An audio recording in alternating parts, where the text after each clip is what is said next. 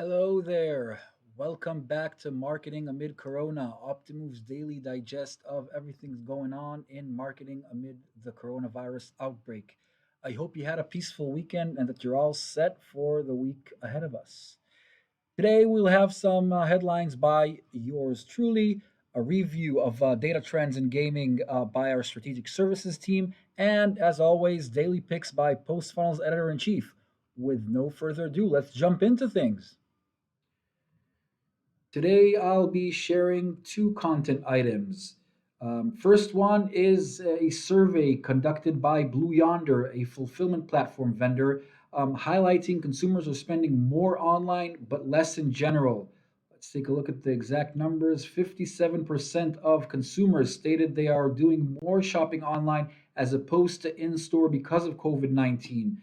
I think that, that states the obvious in a way, but definitely shows that people are shopping these days for less in general, but shifting towards online as they are, most of them are at home. But another even more interesting finding is that inventory availability surpasses brand loyalty during COVID-19 pandemic. Vast majority, 87% of respondents have been experiencing more out of stock products. Over three quarters of consumers, almost 80%, they were somewhat likely or very likely to buy the same product from a different retailer if the desired product was out of stock. We are experiencing a very problematic phenomena that loyalty is being very tough these days. I think that the action item here, the way I see it, is to double down on operational excellence, promote items that we have in stock, and have a solution for customers reaching those out of stock items, reminders or whatnot. We need to do whatever it takes these days to foster loyalty. Let's take a look at the second item I want to share with you. And this one is a research conducted by Klarna. Klarna is a payment platform. According to their research, consumers in the U.S. are shifting their share of e-commerce spending towards apparel, footwear, and accessories as the COVID-19 outbreak continues.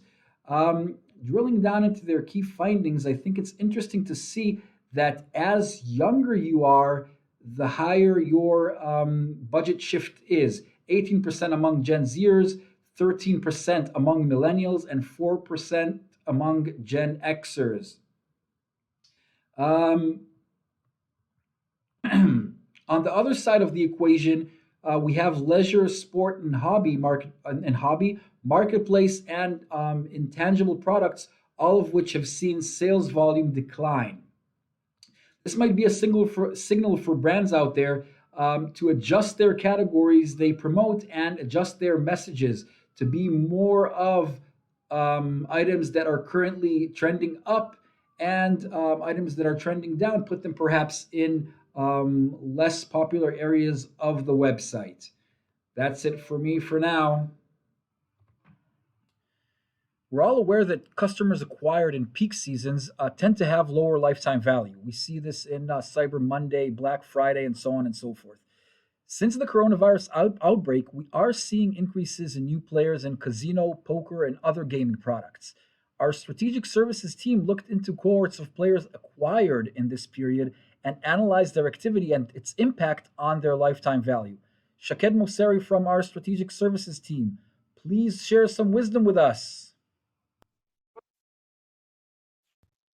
So thank you, Amit, and hi, everyone. Today I'm going to share with you some insights and tips from blog posted earlier in regards new players that started to play in the period of COVID-19. And the start point for this research is known where all sport events have been canceled or postponed and the number of sport players have been decreased dramatically. But at the same time, the number of casino players, as well as other products like virtual sport, bingo, and poker, has increased. And this increase includes new players, players who reactivated, and players who crossed from other products like sports. And today we'll focus on new casino players. And we can see the increase that I talk about. Week over week, the number of new depositors who played sport has increased compared to the period average. And also, month over month, the number of new depositors who played casino increased by 64%. And we asked ourselves, are those players as valuable as players who started to play in regular times? And in order to answer this question, we compared between new players week over week. And we marked the beginning of COVID-19 as the mid-March. And we looked at many KPIs, and one of them is the average deposit amount per player. And we can see that players who started to play after COVID-19 has started have higher deposit amount per player. And on average, it is higher by 15%. Another KPI is the net revenue per player. And here we can see that although the trend is not steady, on average, the players who started to play after COVID-19 has started has 20% higher net revenue.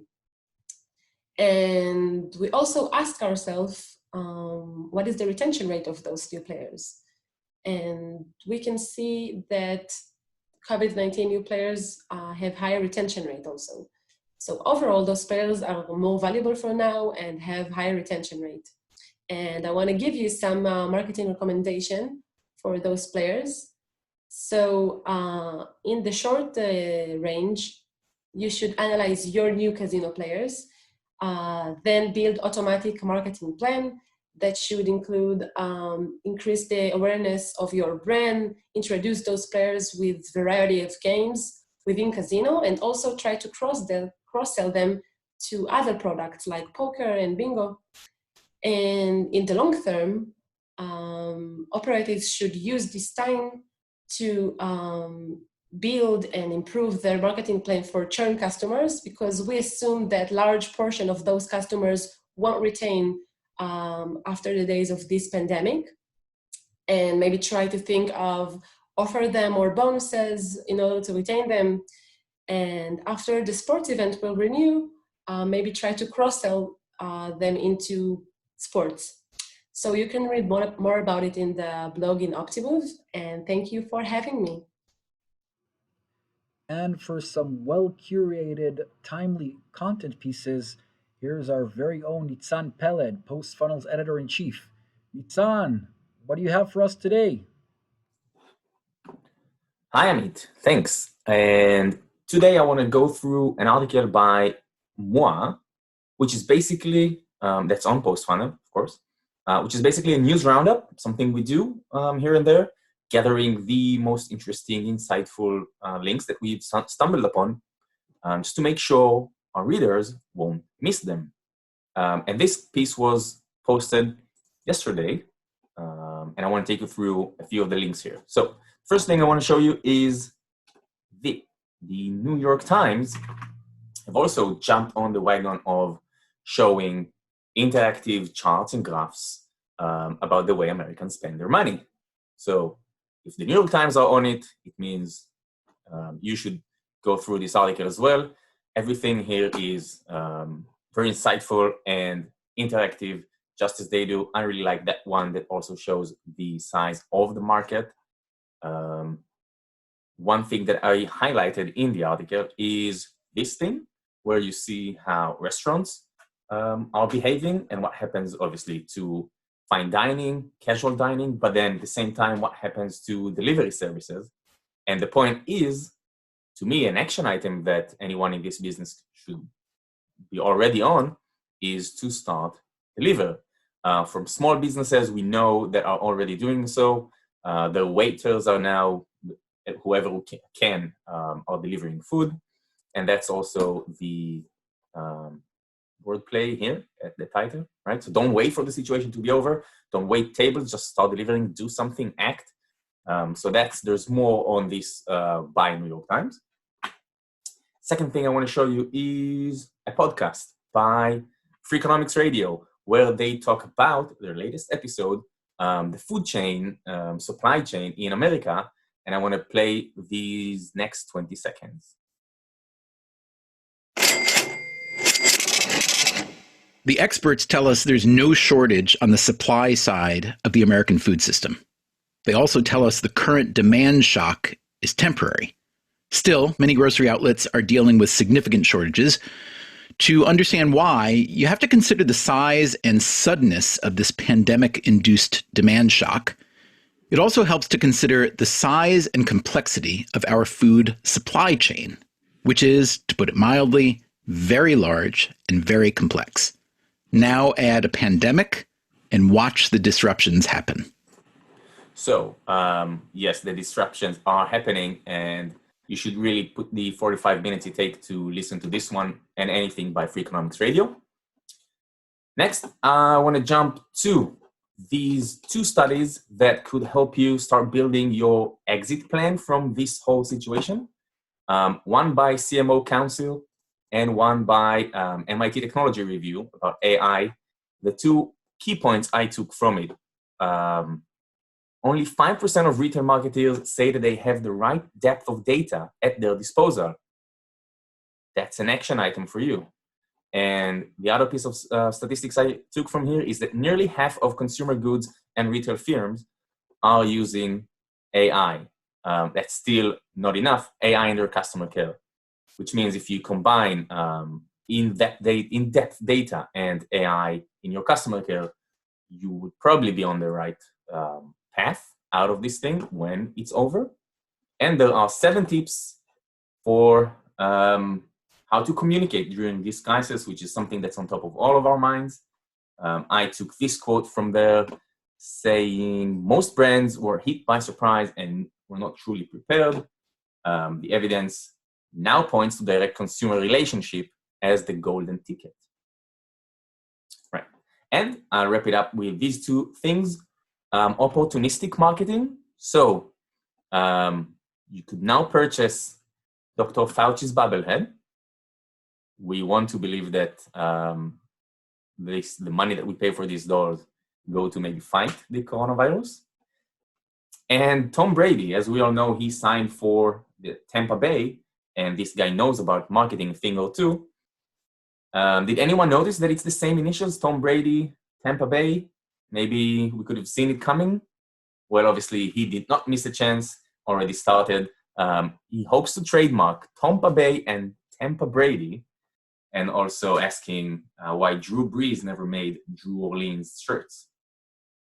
And really, the last thing for today is this thing we saw on Twitter. Peter died 5 years ago, unfortunately. Please take his email off your list. Clean your data. That's it from me. And that's a wrap for today. We'll be here again tomorrow at 11 a.m. Eastern. If you have any feedback you'd like to share with us or have any questions on the items we shared here, please feel free to reach out at hello@optimove.com. If you missed any of our broadcasts, we have them all archived on optimove.com/marketing amid corona in one word. If you're already there, you can and should consider subscribing to our daily reminders, which go out just before we go on air. As always, I won't let you go without a comic relief. Huge fan of Bored Panda here. 50 coronavirus jokes that should help you get through quarantine. This goes on and on, but just a few ones we can review together. Once they come out with a coronavirus vaccine, I don't want to see any of you anti-vaxxers getting one. Don't be a hypocrite. Prediction: there will be a minor baby boom in 9 months, and then one day in 2033, we shall witness the rise of the quarantines. Every disaster movie starts with a government ignoring a scientist, and so on and so forth. If you need 144 rolls of toilet paper for a 14-day quarantine, you probably should have been seeing a doctor long before COVID-19. And this goes on and on and on. I hope this puts a smile on your face. Thanks again for being with us. Peace out.